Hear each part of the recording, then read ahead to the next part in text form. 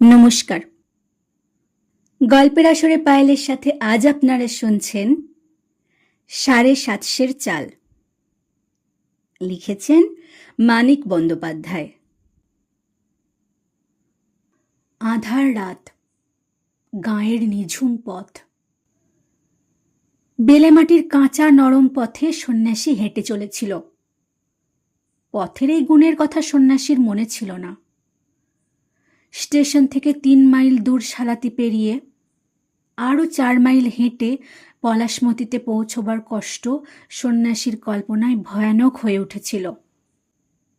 দেহ বড় দুর্বল, কোমর আর হাঁটুতে ব্যথা, মনে মনে সর্বাঙ্গের পুঞ্জীভূত ব্যথিত অবসাদ। প্রথমটা সন্ন্যাসী স্টেশনেই শুয়ে থাকবে ভেবেছিল।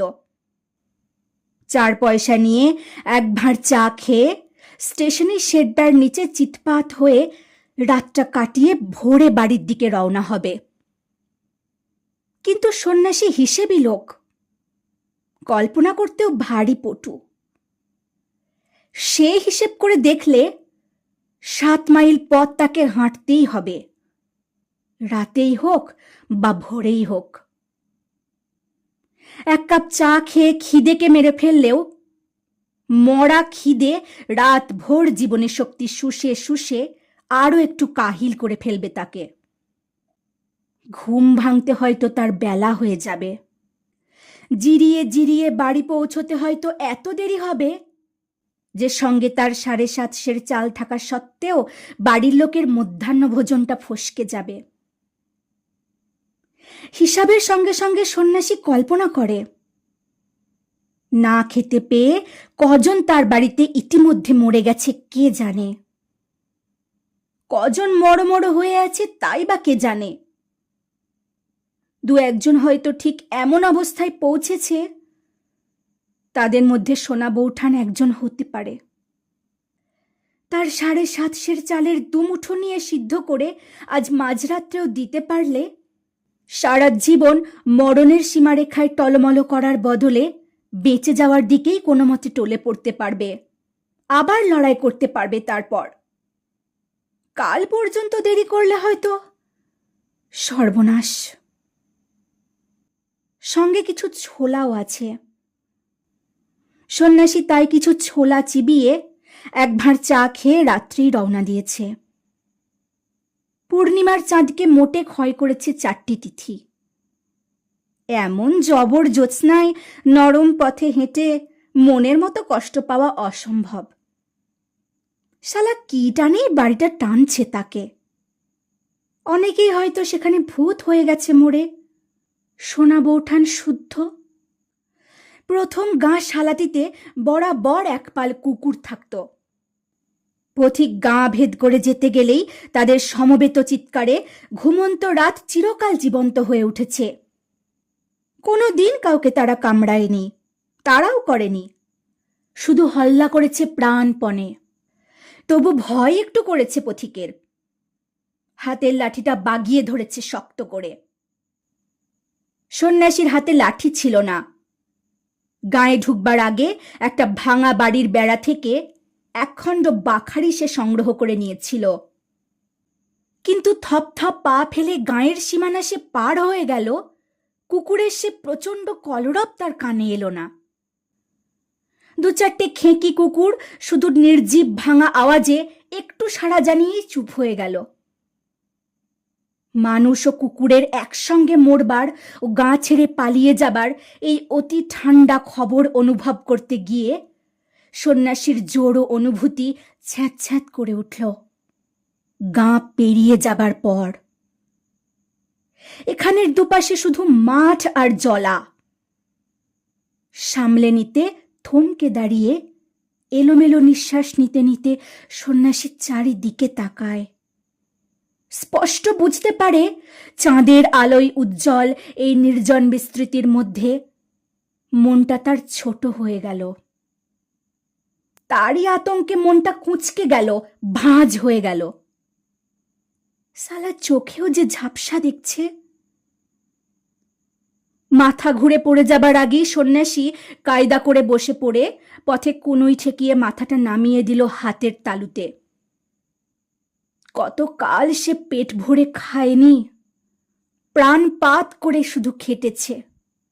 মাঝে মাঝে এরকম হয়, তার খানিক পরেই কেটে যায়। খানিক পরে উঠে দাঁড়িয়ে সন্ন্যাসী আবার চলতে শুরু করলো। হঠাৎ ভয়াবহ বিস্ময়ের সঙ্গে মনে হলো শরীর যেন তার হালকা হয়ে গেছে। তার কোনো বোঝা নেই, চালের পুটুলি কাঁধে নেই, সেই পুটুলির বাড়তি কাপড়টুকুতে বাঁধা ছোলাগুলিও সেই সঙ্গে গেছে। কোথায় পড়ল, কখন পড়ল? কুড়ু কুড়ু কুড়ু করতে লাগলো সন্ন্যাসীর পিঠের খানিকটা মেরুদণ্ড। তার হিসাব, তার কল্পনা সব ভোতা হয়ে গেছে।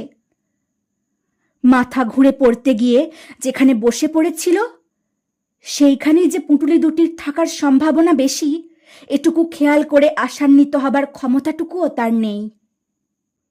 একটা মৃতদেহকে ধরে দাঁড় করিয়ে হাঁটিয়ে নিয়ে যাবার মতো নিজের দেহটাকে সে উল্টো দিকে এগিয়ে নিয়ে চলল। একটু গিয়েই পুঁটুলিটা পড়ে আছে দেখেও তার বিশেষ ভাবান্তর হলো না। পুঁটুলির পাশে বসে মস্ত একটা আটকানো নিঃশ্বাস ফেলে সে শুধু নিশ্চল হয়ে আবার খানিকক্ষণ বিশ্রাম করল। পলাশমতির কাছে পৌঁছে সন্ন্যাসীর মনে হলো সে যেন আবার আগের গাঁ শালাতিতেই ঢুকতে যাচ্ছে।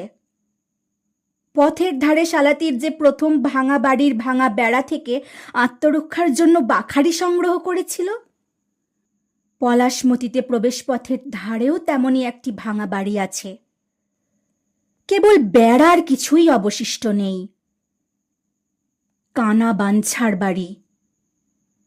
দেখলেই টের পাওয়া যায় বাড়িটা শূন্য, মানুষ নেই।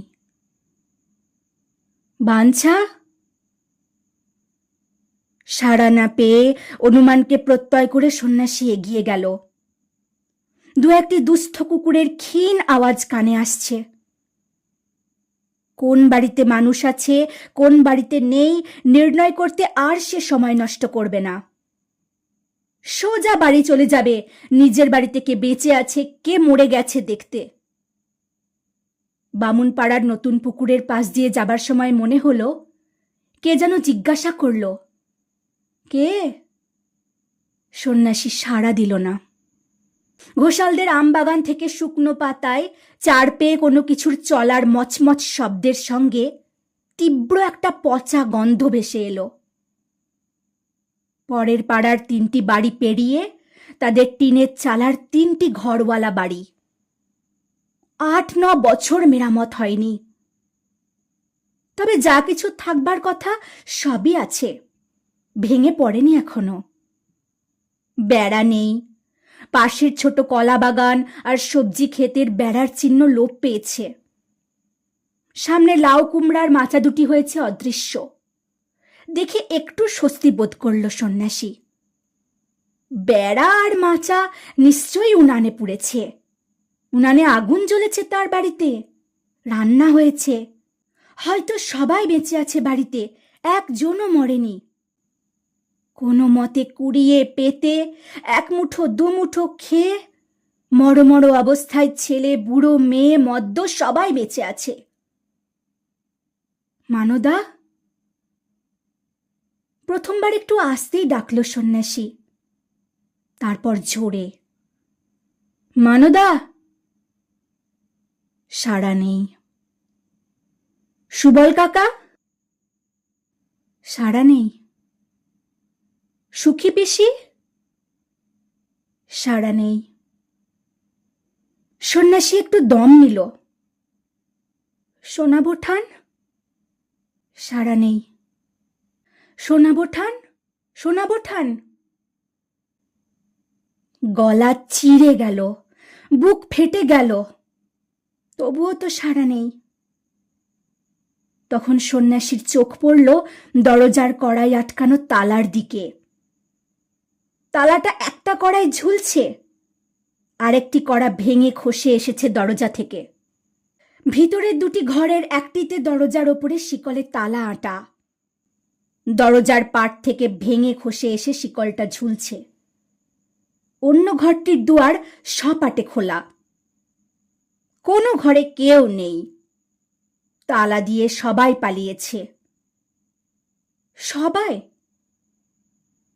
দাওয়ায় 7.5 সের চালের পুটুলি নামিয়ে সন্ন্যাসী হিসাব আর কল্পনা দিয়ে ব্যাপারটার হদিশ পেতে বসল। সবাই যখন বেঁচে ছিল তখন সবাই পালিয়েছে। সোনা বৌঠান শুদ্ধ, না অনেকে যখন মরে গিয়েছিল তখন পালিয়েছে বাকি যারা ছিল? কোথায় পালিয়ে কোথায় মরেছে বাড়ির সবাই? সোনা বৌঠান শুদ্ধ? ভাবতে ভাবতে, ঝিমোতে ঝিমোতে একসময় দাওয়া থেকে হুমড়ি খেয়ে উঠোনে পড়ে সন্ন্যাসী নিঃশব্দে মরে গেল। ধন্যবাদ। ভালো থাকুন, সঙ্গে থাকুন।